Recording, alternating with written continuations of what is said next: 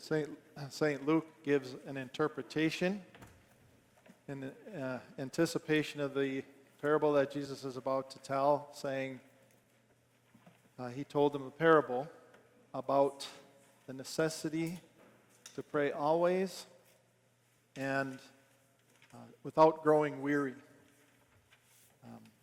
I think it was about a month ago, took the homily time to give you an opportunity to ask each other a question, ask another person a question. Is there something happening in your life for which I can pray, or that I can pray for you about? And then we took that time, and then we came back, and we prayed, and then I said a few words. Well, I'd like to do the same thing again today. Probably just remind you on a monthly basis and give you an opportunity to do that.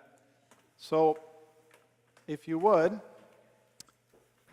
find another person nearby, other than family, and ask them that question. Is there something happening in your life for which I can pray? And after you exchange that, I'll give you about a minute and a half to do that, and then I'll call you back and we'll do some more, okay? Go.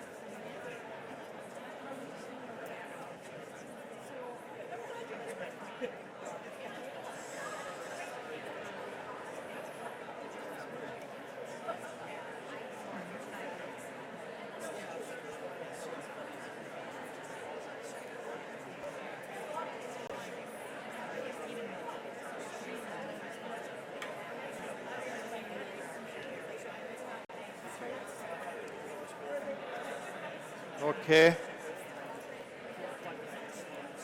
All right, time to come back.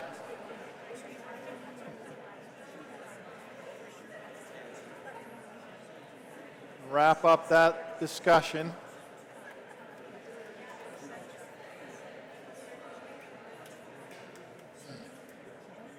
All right.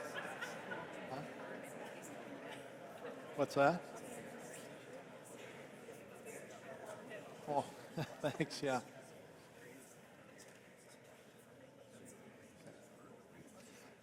That was nice. Somebody asked me. Thank you for doing that. So now we'll just take 30 seconds. And so hopefully you'll do this outside of church with somebody. And when you do that, you can, which we'll do now, you can either pray with that person right then, if you're comfortable and they're comfortable, or just say, I will pray for you. But then as soon as possible, make sure you pray. And like I said before, what I like to do, how many times have I told somebody that I'll pray for them, and then I don't. I forget. So you got to do it right away. What I try to do is just, say a power prayer, like the Our Father or Hail Mary, for that intention, whatever they wanted me to pray for. And then I did it, and we're done. So we'll take 30 seconds, and you can say a prayer for that intention that was shared with you, okay? In silence. So.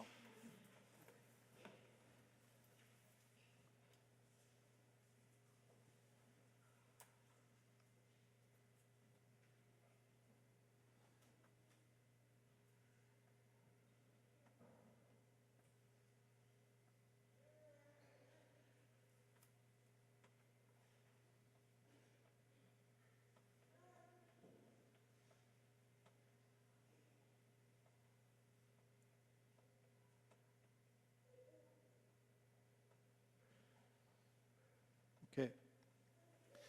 So, like I said, I encourage you to do this with people outside of church, and even if it's not somebody or if it's just somebody you're loosely connected with, like a waiter or waitress, or somebody at the checkout counter, or delivery person, even somebody at work. And I'll bet that if somebody asked you, well, what church do you go to? And you told them that you go to a Catholic church, they would be pretty surprised. Because Catholics don't do that, right? We just haven't, we don't have a reputation for doing that sort of thing. But the thing is, Jesus told us he wanted us to do that. He wanted us to share our faith. So it's our mission. That was the whole purpose of the Second Vatican Council, was so that we as Catholics wouldn't be so insular with our faith and be willing to share it. And that's a simple way that we can do that with anybody. And the worst or the harshest rejection most likely that you will get will be, I'm good. and then you can pray for that person that they're like the one of the 10 lepers that came back to Jesus and thanked God, and they go to church the next Sunday. Pray that for them, that they realize where their blessings have come from, and they'll come and thank God every Sunday for that. And so keep doing it. I'll remind you in a month. Don't stop. Jesus talked about the necessity to pray always without becoming weary.